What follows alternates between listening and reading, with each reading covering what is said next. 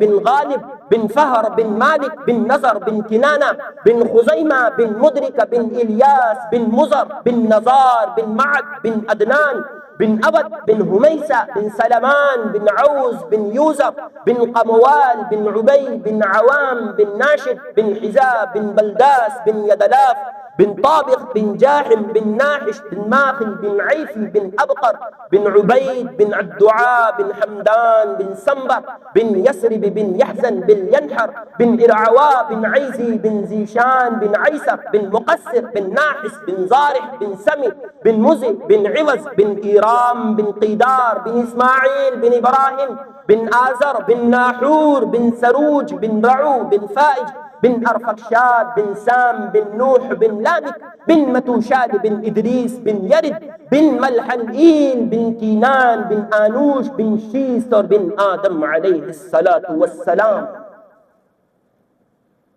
یہ نسب نامہ بھی اللہ نے اپنے نبی کا محفوظ رکھ دیا.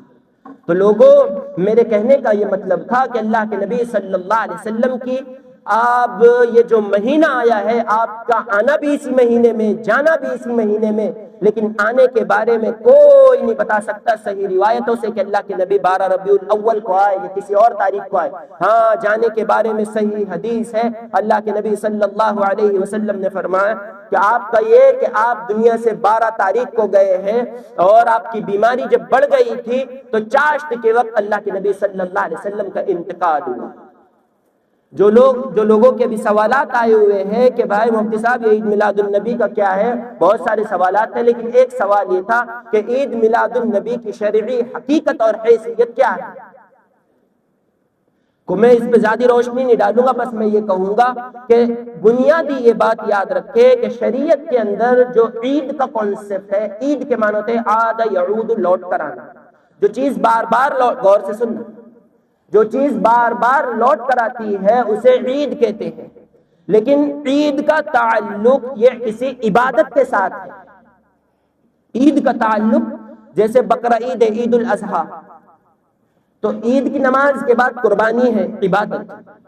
عید الفطر کا تعلق ہے رمضان عید، تو پہلے ہم نے پورے مہینے کے روزے رکھے، اس کے بعد ہم خوشی منائے. لیکن عید میلاد النبی میں عبادت کون سی ہے؟ کوئی عبادت نہیں. دوسری بات، عید میلاد النبی کے موقع پر کوئی حدیث سے ثابت نہیں ہے کہ اللہ کے نبی صلی اللہ علیہ وسلم 12 تاریخ کو آئے. کوئی حدیث نہیں ہے، ایک صحیح حدیث بھی نہیں. اگر کسی کے پاس ہو تو لا کر کے دے دے مجھے، اس کے بعد انشاءاللہ پھر سوچے جائیں گے اس حدیث پر. ایک حدیث بھی نہیں ہے کہ اللہ کے نبی صلی اللہ علیہ حدیث صحیحہ جس میں سارے ثقہ راوی ہوں، ایک بھی حدیث نہیں ہے. اچھا چلو، میں تھوڑے دیر کے لیے مان بھی لیتا ہوں کہ اللہ کے نبی صلی اللہ علیہ وسلم 12 تاریخ کو دنیا میں آئے ہیں، تو پھر آپ آئے ہیں تو آپ کے عمل دیکھا جائے گا کہ آپ کا خود عمل کیا ہے پیدائش کے دنوں پر. جس دن آپ پیدا ہوئے، مان لیتے ہیں تھوڑے دیر کے لیے کہ 12 تاریخ کو اللہ کے نبی صلی اللہ علیہ وسلم کی ولادت ہے. اب اللہ کے نبی کا عمل کیا ہے؟ صحیح حدیث، اللہ کے نبی صلی اللہ علیہ وسلم ارشاد فرماتے ہیں کہ میں پیر کا دن روزہ رکھتا ہوں. صحابہ نے پوچھا یا رسول اللہ پیر کے دن روزہ کیوں رکھتے ہیں؟ آپ نے ارشاد فرمایا اس لیے کہ میں اس دن پیدا ہوا ہوں، پیر کے دن روزہ رکھتا ہوں. تو اگر نبی علیہ السلام پیر کے دن روزہ رکھتے ہیں تو معلوم یہ ہوا کہ آپ جس دن پیدا ہوئے ہیں اس دن روزہ رکھ رہے ہیں. اور ہمارا مزاج یہ بن گیا ہے کہ جس دن نبی دنیا میں آیا ہم خوشی، ہم پروگرام آرگنائز کروا رہے ہیں، چراغاں کر رہے ہیں، لائٹنگ جلا رہے ہیں. تو جہاں روزہ ہوگا وہاں خوشی نہیں ہوگی. ارے بھائی، روزہ رکھنے کے ساتھ ساتھ عید بھی مناتے ہیں ہم. ہاں، جس دن عید ہوتی ہے اس دن روزہ رکھنا حرام ہے. اللہ کے نبی صلی اللہ علیہ وسلم امت کو یہ درس دے رہے ہیں کیونکہ اللہ نے یہ ہم سے چھپا دیا. نبی کے دنیا میں آنے کا دن اللہ نے چھپا دیا کیونکہ پچھلے امتوں میں لوگوں نے اپنے نبی کا برتھ ڈے سیلیبریٹ کیا ہے، وہاں کیک کاٹے جاتے تھے. پہلی امتوں نے بھی اپنے نبی کا سالگرہ منایا ہے. اللہ جانتا تھا کہ میرے امت کے لوگ بھی اس طرح بدعت اور خرافات کے دہانوں کو کھولیں گے، لہٰذا اللہ تعالیٰ نے کس دن اللہ کے نبی کی ولادت ہوئی اللہ نے چھپائی. یہ اللہ کی طرف سے حکمت ہے. اس میں جہاں روزہ ہوگا وہاں خوشی نہیں ہوگی، اور جہاں خوشی ہوگی وہاں روزہ نہیں ہوگی. یہ دونوں ایک دوسرے کے اپوزٹ ہیں. لہٰذا اس دن کوئی پروگرام آرگنائز کروانا یا کوئی کسی کو دعوت کروانا یا حلوے پراٹھے کھلانا یہ بدعت ہے. اس کا دین سے کوئی حصہ نہیں ہے. یہ ابھی ابھی شروع ہوا ہے.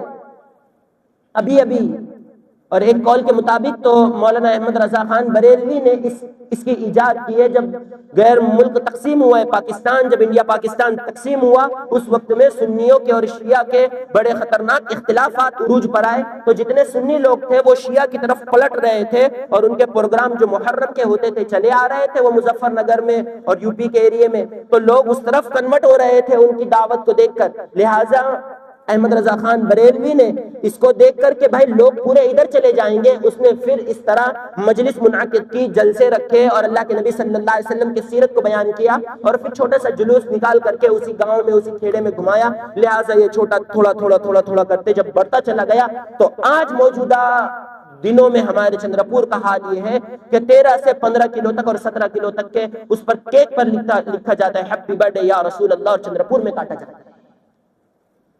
جس کیک کے اوپر اللہ کے نبی صلی اللہ علیہ وسلم کا نام لکھا ہوا ہو اور نام عالی لکھا ہوا ہو، اسی کے اوپر چھری چل رہی ہے. اور یہ نادان اور یہ جو شریعت سے بالکل دور ہے اور دین سے بہت دور ہے، یہ اسی کیک کو کاٹتے ہیں. میری گناہگار آنکھوں نے 2 سال پہلے چندرپوری میں دیکھا جس کیک کے اوپر میرے نبی اکرم صلی اللہ علیہ وسلم کا نام لکھا ہوا تھا. کسی ساتھی کے ہاتھ میں سے وہ گرا، اس کی چپل اس کیک کے اوپر گئی اور وہ کیک روڈ سے مل گئے.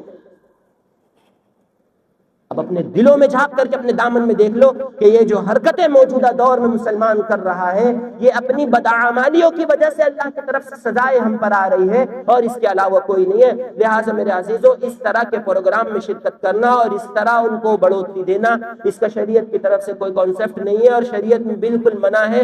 کل بدعت ضلالہ وکل ضلالۃ فی النار. ہر بدعت گمراہی ہے، اور گمراہ انسان، گمراہی کو پھیلانے والا، وہ جہنم میں جلے گا، جہنم میں جائے گا.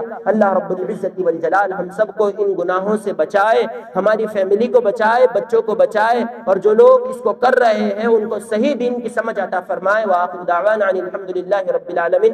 جن حضرات